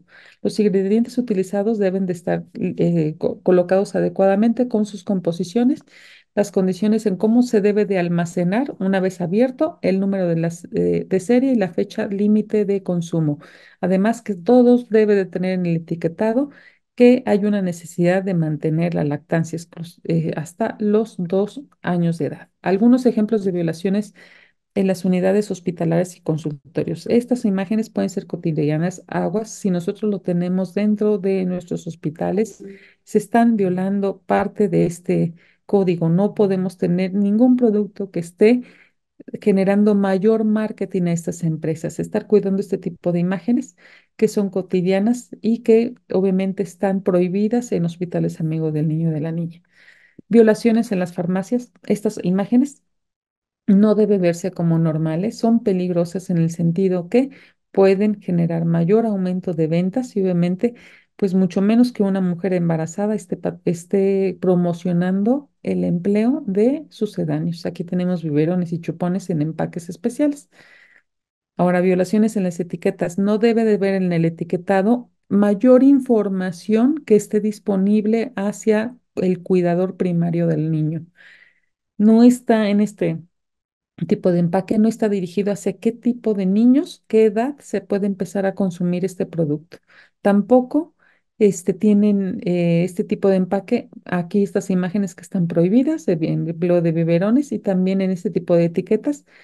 Nuevamente generar promociones, aquí no está muy visible, pero es promociones acerca de empleo y de mayores cantidad de descuento o bien donde se esté orientando hacia la mayor empleo del sucedáneo. Algunos artículos que se revisaron de violaciones del Código Internacional. En México, este es un artículo muy importante porque ve la prevalencia de las violaciones del Código Internacional y las resoluciones posteriores a la Asamblea Mundial de la Salud en los puntos de venta de etiquetado y también en los medios de comunicación en México. Esto se realizó a través de encuestas en 693 madres con niños que tienen menos de 24 meses de edad. Y también se encuestaron a 48 proveedores de salud en hospitales públicos y privados y también se vieron farmacias. Se eligieron dos estados, Chihuahua y Puebla, y pues vean ustedes que fue en el 2016. ¿Qué se encontró? Muchos elementos. De cada 4 a 5 madres de bebés de menores de 24 meses recordaron haber visto publicidad en los medios de comunicación. 11% informó haber recibido muestras gratuitas de sucedáneos de leche materna en establecimientos de salud. 60% de los proveedores de salud desconocen el código. Es urgente, aparte de estos, vean ustedes cómo están las cantidades señaladas en cuanto a la forma en cómo tenemos como personal de salud un desconocimiento importante del código. Entonces, se establece en este artículo que se deben de haber acciones a nivel nacional para difundir información entre los proveedores de salud sobre el código y que haya estrategias gubernamentales vigentes para poder implementarlo. Es importante destacar que no solo es necesario monitorear las violaciones, y también se deben de generar sanciones apropiadas. A nivel internacional, también otro estudio de cómo se violan este código a través de diferentes países, se vieron en 8 países: Chile, Ecuador, México, Nigeria, Panamá, Filipinas, Tailandia, Uruguay, donde se participaron en este estudio a través del protocolo NETCOD de la OMS y de la UNICEF, donde participaron 3.124 mujeres embarazadas y madres de 8 países. ¿Qué se encontró? 64% de exposición y a promoción de productos que son principalmente anuncios ubicados que están afuera de los establecimientos de salud. 20% de las madres con bebés menores de 6 meses reciben consejos de los proveedores de alimentar con bebidas de sustitutos. 63% de las promociones están en las tiendas y en las farmacias. Y algo también que se señala en este artículo, que hay una correlación lineal. Entre más violaciones hay, va de la mano de la calidad de la legislación del código en cada país. Es decir, en estos 2 países, ahorita vamos a ver otra gráfica lineal donde vemos que podemos tener menor cantidad de violaciones donde la legislación del código está más estricta. 50% de los proveedores de salud lamentablemente desconocen el código en América Latina y hay una gran variedad de promoción entre los países. Esta promoción va a reflejar lamentablemente la exhaustividad de la legislación del código. Aquí vemos esta gráfica tan importante y obviamente que nos habla mucho de las acciones por las cuales tenemos que hacer como país. Aquí tenemos menores violaciones hacia código, tenemos mayor estricto lo que el código internacional nos marca y vemos dónde nos ubicamos. En México existe esta norma oficial y hay un proyecto de norma. La norma oficial 131 de productos y servicios de las fórmulas para lactantes de continuación y para necesidades especiales de nutrición nos habla en el apartado 7 disposiciones sanitarias para fórmulas, en donde se indica que los responsables del suministro público deben de cumplir con el código, que las unidades médicas no se permita la distribución gratuita ni la promoción de las fórmulas y la indicación solamente bajo indicación médica, que los responsables de las preparaciones deben de seguir al pie de la letra las indicaciones que están sugeridas por el fabricante, así como la reconstitución y la conservación, y para que se preparen las fórmulas a base de ingredientes científicamente idóneos. En este apartado 7.6.1.1 también nos marca algunos cómo están los criterios microbiológicos de las fórmulas en polvo. Ahora, algo también que nos ha hecho cambiar la forma de ver la publicidad: estrategias de publicidad digital de los sucedáneos de leche materna y los alimentos y bebidas comerciales. ¿Por qué es tan importante revisarlo? Porque hoy en día hemos tenido un cambio radical y son puntos importantes los años de pandemia. A través de la metodología CLIC propuesta por la OMS para el análisis de la publicidad digital, se revisaron sitios web y redes sociales de 10 compañías de fórmulas a través de una encuesta lineal de madres y padres de niños de 0 a 23 años de noviembre del 2020 a marzo del 2021. Y se encontró que la publicidad digital aumenta la compra de estos productos, que hay un efecto negativo a continuar lactancia materna, que la publicidad no está regulada por ningún instrumento negativo que los instrumentos de los reglamentos ya tienen 20 años de antigüedad y que se están idealizando el empleo de los sucedáneos a través también de la publicidad de influencers. El 20% de esta publicidad está realizada por ellos.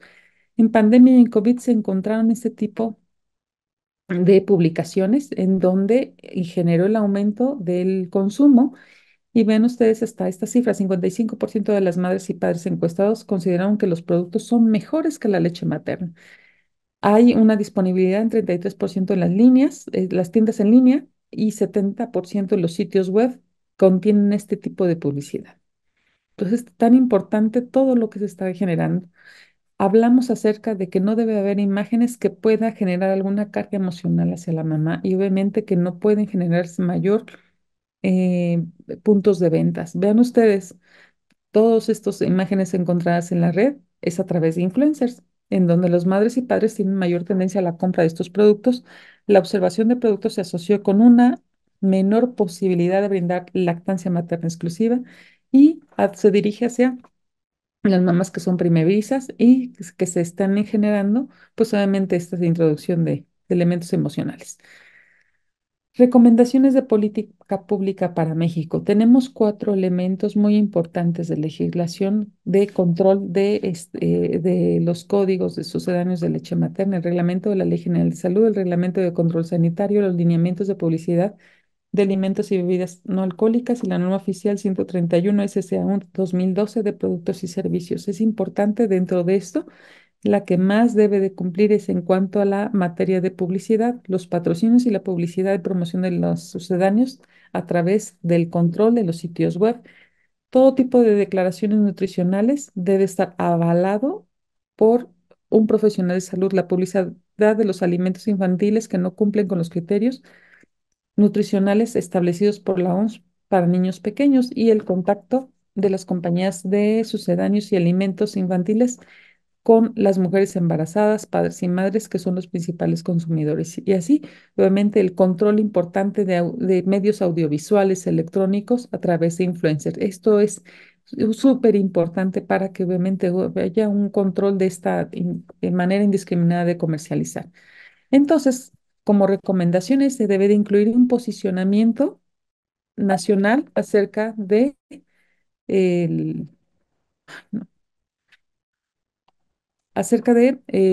los influencers y de la publicidad, creación de el etiquetado genérico para los sucedáneos de leche materna. En las etiquetas se deben indicar los beneficios de la leche materna, el uso de los sucedáneos bajo prescripción médica. Se debe de regular la adquisición de los sucedáneos mediante la prescripción médica de padecimientos o condiciones médicas específicas y es importante que se revisen todos los criterios nutrimentales en las etiquetas de los sucedáneos. No se deben de adicionar más azúcares, sal, grasas trans, aditivos, ingredientes no adecuados para los niños pequeños y se debe monitorear que se cumplan las disposiciones e incrementarse las sanciones a la industria. Es importante aprobar este proyecto, ya no debe ser proyecto, debe ser una norma oficial. Y este proyecto de norma oficial mexicana 050, que habla de la protección hacia el apoyo de la lactancia materna. Esta norma nos da los criterios y los procedimientos para que se promueva, se proteja y se siga apoyando la lactancia materna.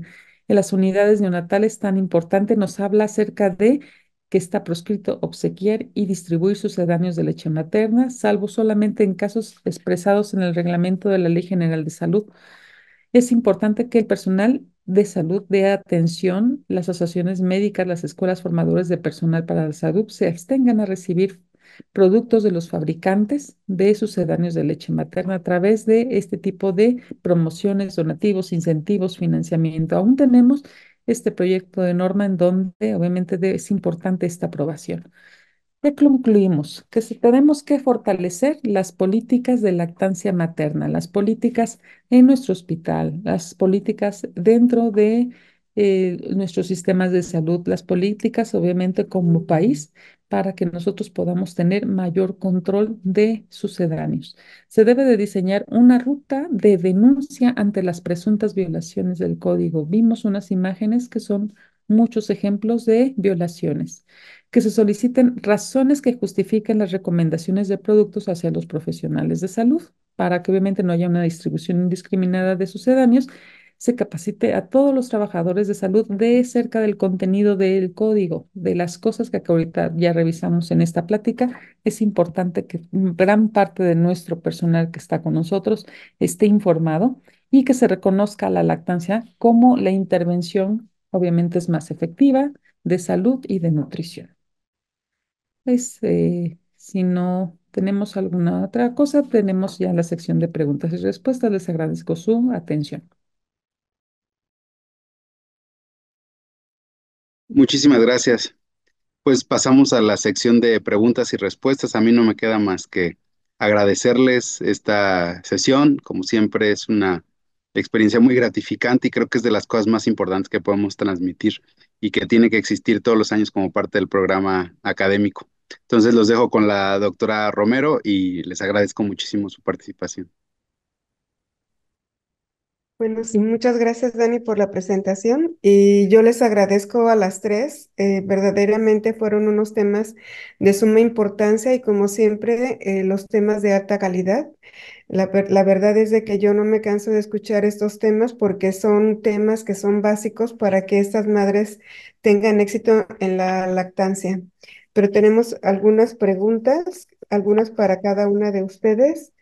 La primera para la doctora Marta Granados es si la paciente, por alguna razón, bueno, cuando nace el recién nacido, no está la mamá en condiciones. ¿El papá entra a todos los partos o en qué momento se le llama al papá para que haga el contacto si es que no está disponible la mamá? Lo ideal es siempre que los papás puedan entrar. El acompañamiento es algo que debemos de fomentar. La que tiene la prioridad primero es la mamá, obviamente por todos los estímulos neurosensoriales que comentamos, pero si en algún momento desde el principio sabemos que la mamá, por alguna circunstancia, que es una placenta creta, alguna circunstancia que no puede estar desde el principio, puede estar el papá. O si la mamá al principio pudo estar con el neonato, se siente mal o a veces dicen que hasta por fatiga, que la mamá esté muy cansada porque estuvo toda una noche en trabajo de parto y no durmió, hay riesgo, ¿no? Está muy cansada, el papá la puede sustituir. En las dos circunstancias, porque también de alguna manera el papá es conocido para el neonato en cuanto a la voz, ¿no? Sobre todo. Ujú. Sí. Otra pregunta de una vez para ti, Marta. Aquí refiere una doctora pregunta. En caso de que ellos no cuenten con monitores, como tú lo expusiste en la presentación, ya ves que a todos los bebés se les coloca el monitor, el sensor. Si ellos no contaran con estos monitores y estos sensores en quirófano, ¿solamente estaría indicado el contacto piel con recién nacidos mayores a 35 semanas? ¿O qué sugerencias se les da? Pues los que no necesitan monitor en realidad son los neonatos que no requieren apoyo ventilatorio. Ellos están ambientados, lo que les dije desde el principio, siempre debemos de ver la coloración, ver la cara, que no, si tienen acrocionosis al principio, se vaya Sí, mejorando, aspirarlos si tienen secreciones para que no tengamos problemas, a veces respiratorios, colapsos, entonces siempre los tenemos que vigilar. Pero el neonato que tiene apoyo respiratorio y tiene oxígeno suplementario, sí es muy arriesgado pasarlo sin una monitorización. Lo ideal es de que si tenemos un niño con apoyo ventilatorio debemos de tener un oxímetro y si no a veces hay unos saturómetros que no son tan caros que pueden ser de pila o hay ujú, unas nuevas pulseras, la Neotip, que puede darnos saturación. Entonces podemos comprar cosas no tan caras que nos pueden ayudar a fomentar el contacto precoz aún en los neonatos que tienen apoyo respiratorio. sí, gracias. Para la doctora Ivonne, refieren, aquí hay una pregunta, algo mencionaste que si la madre empieza con ingurgitación mamaria, es única indicación como para que se detenga el alta, pero ¿qué sugieres tú que en caso de que no se pueda quedar la mamá, que al momento del egreso se le indique que continúe con un extractor, ya sea manual o extraerse la leche manual o con el extractor mecánico en domicilio? De preferencia hay que ayudar a mamá para que logre egresar con la habilidad de la extracción manual. Uno de los lineamientos de la iniciativa Hospital Amigo del Niño y de la Madre es que todas las madres deben egresar con la habilidad y con destreza suficiente para desarrollar la técnica de Marmet. Entonces, preferentemente hay que dotar a las mamás de esta habilidad para llevar a cabo la técnica de extracción manual. Ahora, en mamás que tienen algún problema motor, alguna dificultad para llevar a cabo la extracción, claro que está perfectamente justificado utilizar extractores eléctricos, extractores mecánicos, pero de inicio siempre la extracción manual. Ahora, hemos estado expuestos a esa situación en la que estamos muy rebasados y estamos muy presionados por desocupar camas y egresar binomios. En esas circunstancias, lo mejor es explicarle a mamá el plan, que es necesario vaciar el pecho. El problema de la ingurgitación es que es un indicador de que la alimentación no está siendo eficiente. No hay transferencia, no hay vaciamiento y están en grave riesgo los dos. El bebé de rehospitalizarse en las siguientes 24, 48, 72 horas por deshidratación o por hiperbilirrubinemia. Y la mamá de reingresarse por mastitis, fiebre en el mismo tiempo. Ese es el problema de darlos de alta sin resolver el problema. Si es necesario hacerlo, hay que darles el plan de vaciar, vaciar, vaciar y darles una cita en 24 horas, pero no dejarlos más tiempo. Darles seguimiento pronto sería lo más importante. Ahora, es diferente egresar a un prematuro tardío que a un bebé de término. Si el prematuro tardío tiene, el de término, el bebé de término, tiene capacidad para succionar de manera eficiente, en ocasiones la mamá no es necesario que se agote haciendo extracciones. En ocasiones, lograr un agarre correcto y llevar a cabo la técnica de compresión, las madres logran vaciamiento en bebés de término. Pero en los prematuros, que tienen un trastorno oral motor por su condición de prematuros, sí es necesario egresarlas con un plan, horarios de extracción para lograr vaciar y que el bebé no se deshidrate en las siguientes horas. Sí, muchas gracias, Ivonne. Una pregunta para la doctora Adoración. En caso de que se requiera fortificador en un prematuro, ¿este es considerado como una violación al código de sucesos? Hola, buenas noches. No, el fortificador no es un sucedáneo de leche, es un suplemento nutricional. Entonces, se agrega como parte de un enriquecimiento de la leche humana, pero no tiene nada que considerarse para o confundirse como un sucedáneo de leche. Es un suplemento. Sí, Entonces, para la doctora Granados. Ay, perdón, ¿quieres por eso, agregar algo más? por eso no está contemplado aquí dentro del código. Claro, Pues, sí, yo totalmente de acuerdo contigo.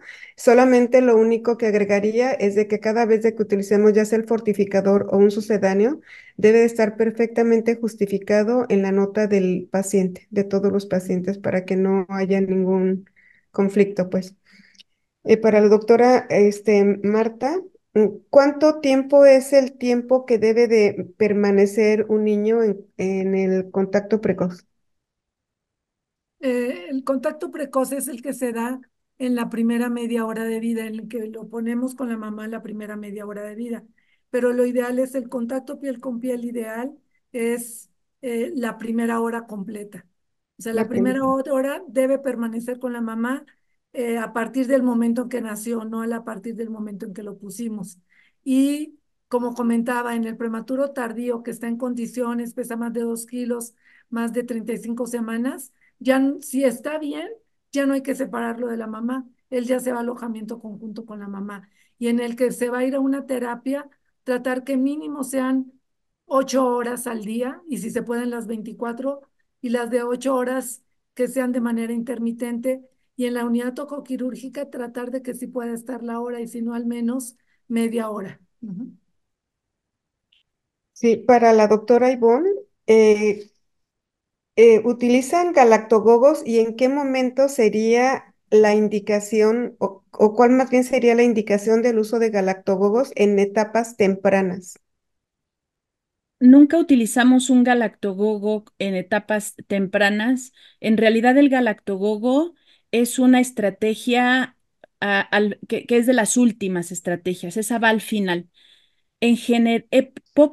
Pocas veces utilizamos el galactogogo porque en general el llevar a cabo extracciones frecuentes hace que se estimule la producción de leche y en general tenemos éxito ahí en el instituto con puras extracciones.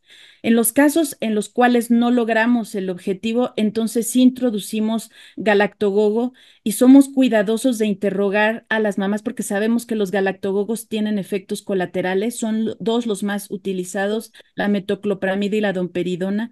Recordemos que la metoclopramida tiene efectos extrapiramidales y están contraindicados en mamás con patología en sistema nervioso central. Y la domperidona aumenta el riesgo de arritmias y sobre todo con dosis altas. Por eso está contraindicado en mamás cardiópatas. Antes de indicar un galactogogo, primero utilizamos estrategias muy constantes de extracción. Le ayudamos a mamá a programar un horario de extracciones de acuerdo a sus necesidades de cercanía de su casa al hospital, de traslado, de necesidad de sueño, porque también hay que considerar que ellas deben dormir. Entonces, el galactogogo es de lo último que utilizamos, es la estrategia final. Un galactogogo no funciona si mamá no tiene disciplina en extracciones. Sí, yo solamente también quería agregar, Ivonne, si nos quieres ampliar también la pregunta que nos había hecho, la hizo de hecho la doctora Aurora, Clara Aurora Zamorano.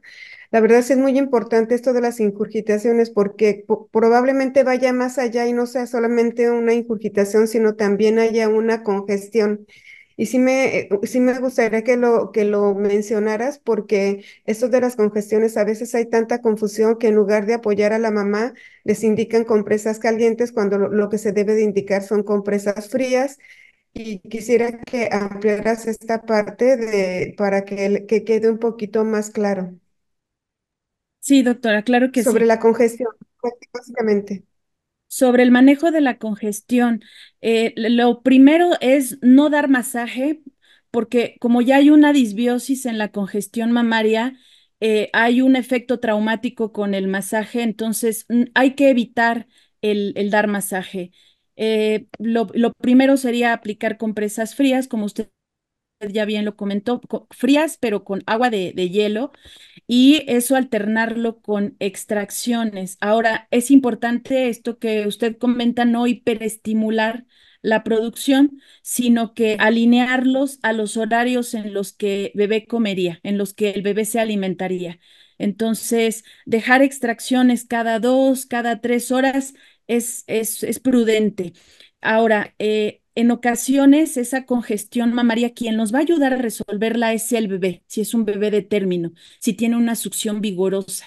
Aquí la clave es colocarlo con un agarre profundo y enseñarle a mamá la técnica de compresiones. En ocasiones con eso, el bebé se encarga de resolver el problema, logra el vaciamiento. Entonces, los puntos clave resumiendo de la congestión mamaria sería extracción combinado con compresas frías. En ocasiones, bueno, de acuerdo al avance, a la evolución de esto, pues bueno, también los lactobacilos estarían indicados, antiinflamatorios, el ibuprofeno para mejorar el dolor, pero lo más importante es enfocarnos en el vaciamiento de leche y lograr colocar al bebé con un agarre profundo para que bebé haga una succión efectiva. Sí, o sea, sobre todo porque mencionaban lo de los extractores. Y utilizar un extractor cuando una paciente está congestionada, creo que le incrementaría el dolor. Y como ahí los conductos están inflamados, no extraería prácticamente mayor cantidad de leche, sino utilizar pues prácticamente la técnica pues de ir vaciando poco a poco esa cantidad mínima de leche, esa que se la tome el bebé para que también continúe pero como mencionaban lo de si posiblemente se le indicara un extractor, aquí yo diría que el extractor más que ayudarla le afectaría un poquito más. Exactamente. Y ahí Sí, lo que usted bien comenta ayudaría a una técnica de presión inversa presión suavizante. inversa. La Ujú, presión inversa suavizante nos ayuda a reducir el edema de la areola y nos ayuda a un mejor anclaje del bebé al pecho de mamá. ujú. Sí, bueno, muchas gracias, Ivonne. Doctora. Hay una pregunta para Dorita, la doctora Doración.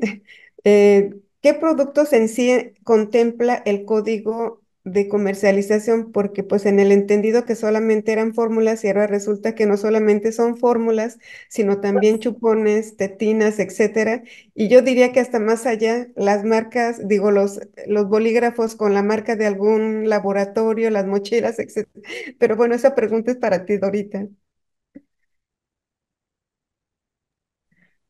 En una imagen proyectamos, tienen que ser cualquier sucedáneo que abarque la edad de 0 a 6 meses, sucedáneos que abarquen de 6 a 12 meses, sucedáneos que abarquen hasta la edad de 24 meses, bebidas están incluidas, bebidas endulzantes, chupones, biberones. No confundir nuevamente los fortificadores, lo vuelvo a Ujú. retomar porque luego podemos tener alguna situación de confusión, pero estos son en cuanto a la industria, bebidas, en cuanto a cereales que están contenidos, no voy a decir marcas, pero bueno, los Sí. conocen, este, Sí, no puedes decir marcas. Ujú. cereales empleados y todo el cereal, bueno, perdón, la serie de diferentes bebidas que han aparecido a través de varias eh, épocas, Empresas. ajá, de varias empresas, pero aquí algo que marca que deben de estar contenidas en cuanto a qué rango de edades están dirigidas, porque muchas de ellas carecen están dispersas y tampoco el contenido energético no corresponde, ni tampoco a partir de qué inicio de alimentación, de etapa del niño se pueden otorgar. Entonces, esto lamentablemente pues sí ha generado un sustituto, ahora sí el llamado sustituto de darle este tipo de bebidas endulzadas para que no se otorgue la lactancia. Sí, creo que es una recomendación por parte de la doctora Edna Patricia Vázquez, porque creo que tiene razón. O sea, cuando una mamá se tiene que separar por alguna causa o motivo de su recién nacido, lo que se sugiere es de que se le explique a la mamá que se tiene que extraer la leche, pero refiere al parecer aquí que si el recién nacido se traslada o es necesario solicitar que la madre se realice la extracción de leche y llegue esta leche lo más pronto posible al lugar donde el recién nacido está, asegurar que haya una adecuada transferencia y una recepción de esta leche. Sigo, la verdad es de que en ocasiones incluso nosotros hemos tenido esas situaciones de tener que trasladar a alguno de los pacientes de la institución a otros y nosotros enviamos la leche. Pero aquí no es tan sencillo porque recordemos que la leche tiene una vida media de 12 horas y el hecho que si no fue congelada y no tienen un sistema de descongelamiento adecuado en la otra unidad, pues esa leche te carecería un poquito de ciertos nutrientes. Porque si tiene una vida de 12 horas, la mamá se la extrajo en la mañana, a las 7 de la mañana, la quiero transferir, pues la tiene que utilizar en las siguientes 12 horas y a las 7 de la noche, si no está congelada, ya no funcionaría. Lo que nosotros hacemos es sugerirle que la mamá, es que en realidad debería de haber un lactario en cada una de las instituciones donde hay recién nacidos, para que la mamá vaya y se extraiga la leche ahí, ahí se congele y se puede utilizar en el momento que el niño la utilice. Pero no siempre se dan estos casos porque hay veces que hay refrigerador, pero no hay congelador que tenga estas condiciones de que se mantenga la leche congelada a -10, -18 de acuerdo a lo que le corresponda, ¿verdad? Entonces, finalmente nos queda un trabajo que hacer con respecto a todo lo que es la lactancia. no en los hospitales porque no haya nacimientos, pero haya niños, tenemos que seguir todas las normas y las guías si no tenemos un banco de leche, podemos tener un lactario. Yo creo que ya em, estamos rebasando el tiempo y nos quedan 15 minutos para las 10, son 14 minutos para las 10, pero yo les quiero agradecer porque verdaderamente es un tema muy importante, como decía el doctor Daniel Ibarra, este tema que es de la Semana Mundial de la Lactancia se debe de quedar implementado como para que año con año se lleve a cabo una sesión de este tipo. En realidad, la lactancia se debe de hablar todos los días, pero qué más que si no hay sesiones todos los días o frecuentemente de lactancia, pues que al menos en este mes en todos los hospitales se hable de lactancia materna, como nosotros aquí lo hacemos. Muchas de las instituciones no solamente festejan los primeros 7 días, se festeja todo el mes, ya sea de una manera o de otra. No sé si cada una de ustedes quisiera hacer un comentario o un resumen pequeñito de cada uno de sus temas que fueron sumamente importantes. Y perdón, Marta, revisando lo de cuánto dura la lata de leche.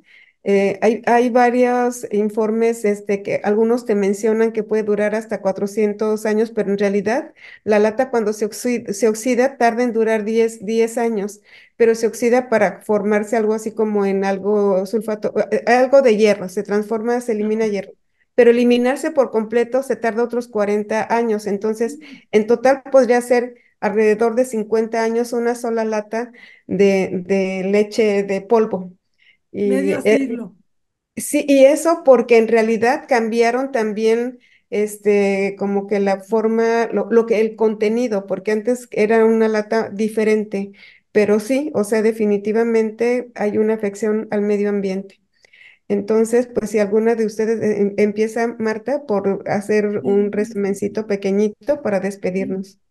y yo, primero que nada, la audiencia, que los límites nos los ponemos nosotros mismos, que podemos generar un cambio de empezar toda esta promoción del contacto precoz en los lugares en donde estemos. No cuesta nada, es simplemente la actitud, que hagan simulación y que los prematuros, más que nadie, sabemos la importancia de la leche humana por todo lo que implica para ellos a nivel inmunológico y también de tolerancia, ¿no? De menos enterocolitis. Sabemos que les podemos ir aumentando los volúmenes cada 12 horas si es leche materna exclusiva y que, como nos hace siempre la doctora Romero, nos dona mucha leche para los prematuros extremos, para los niños menores de 1500. Entonces, hacer todas estas estrategias que van a hacer que tenga un mejor neurodesarrollo, menos infecciones nosocomiales, menos complicaciones, una alta más temprana,